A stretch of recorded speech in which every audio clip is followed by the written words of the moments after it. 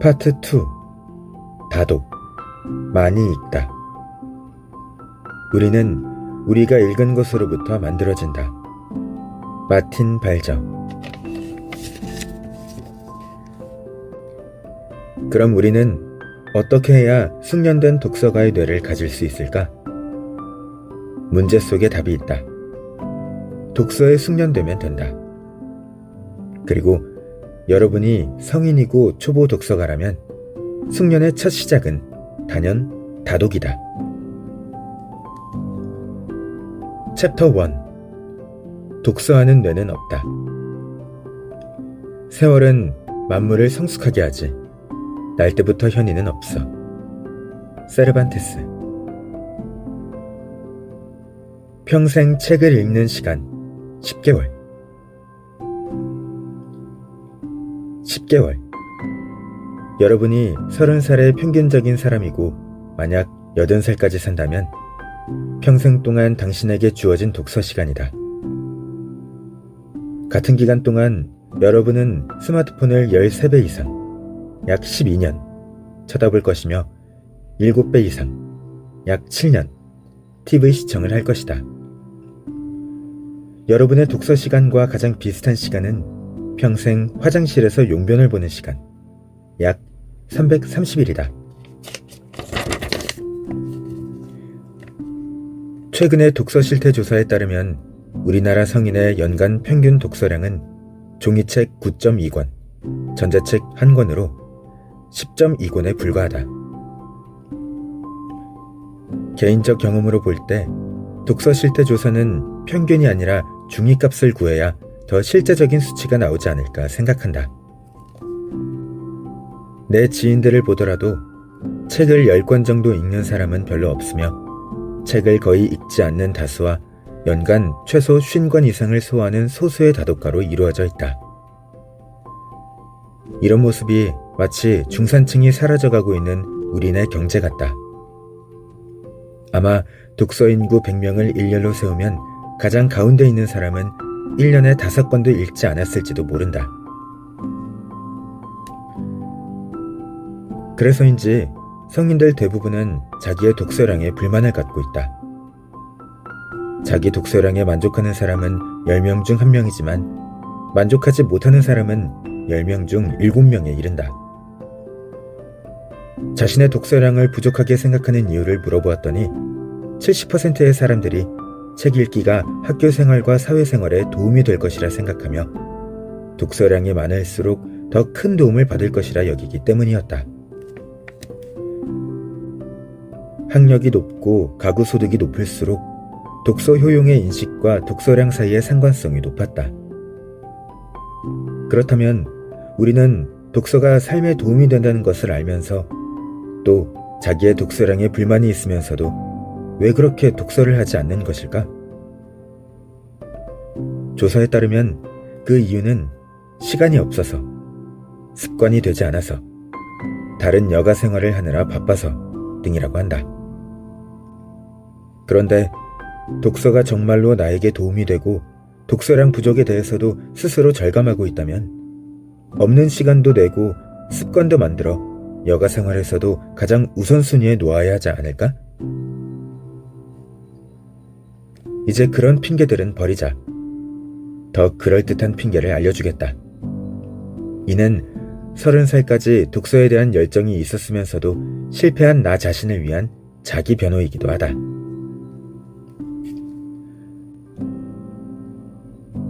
처음부터 책을 잘 읽는 뇌는 없다.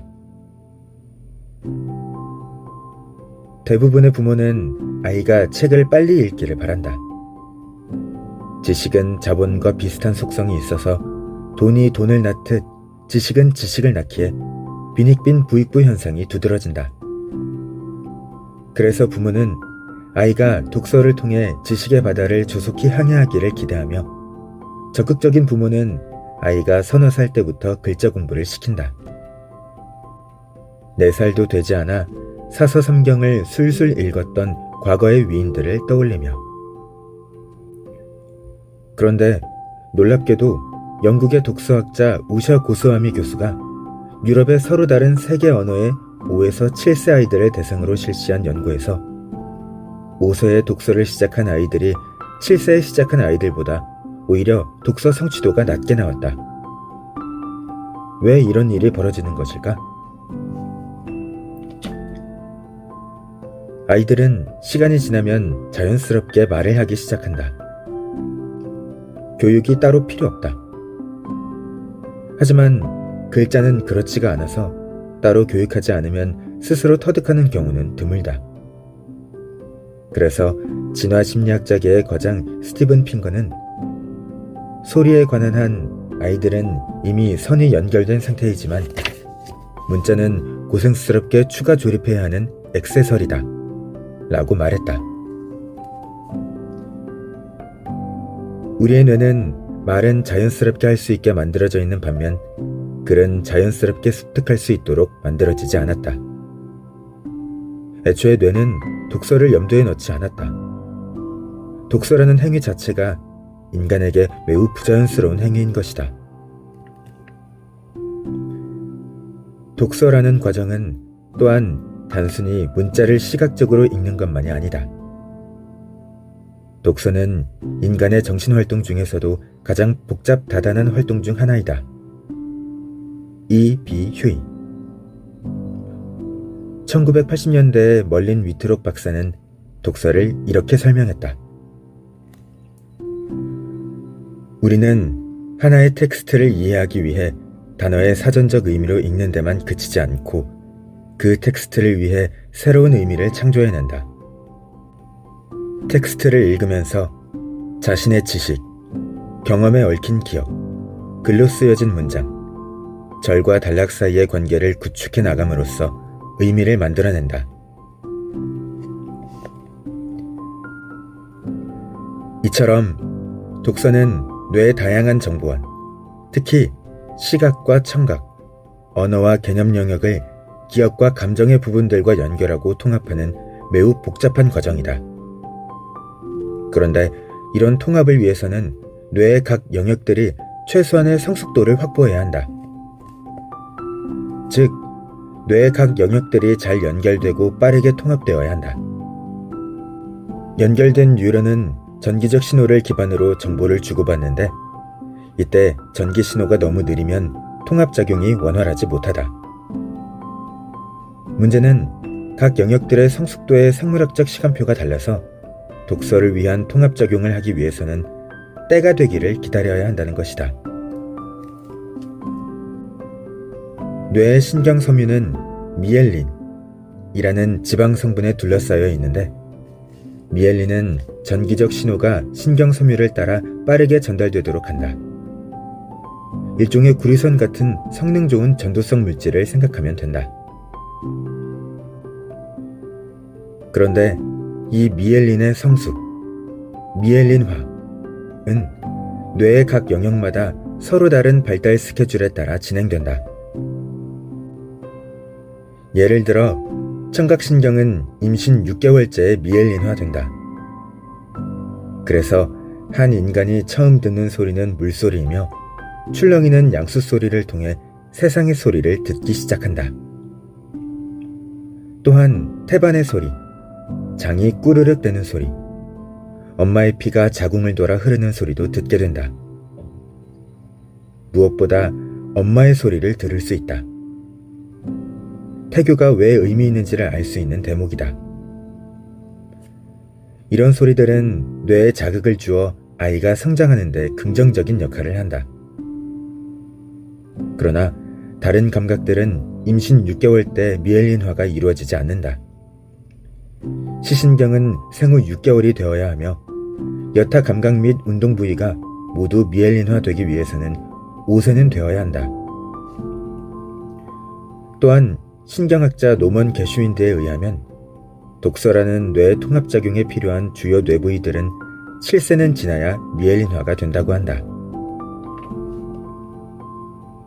이러한 사실을 통해 우리는 왜 5세에 독서 교육을 시작하는 것이 7세에 시작하는 것보다 효과가 떨어지는지 알 수 있다. 5세에는 독서를 하기 위한 최소한의 뇌 기능이 준비되지 못한 것이다.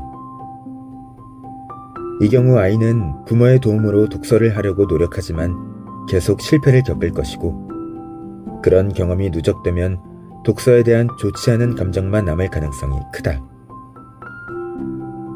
결국 독서의 즐거움을 잃어버리게 되므로 독서 능력의 성장이 더디게 될 것이라고 추론할 수 있다. 하지만 미엘린화가 됐다는 말은 독서를 하기 위한 최소 요건을 갖추었다는 것이지, 독서를 잘할 수 있는 능력이 생겼다는 말이 아니다. 우리의 유전자에는 말을 하는 능력과 달리 독서를 할 수 있는 기능에 대해서는 정보가 없다.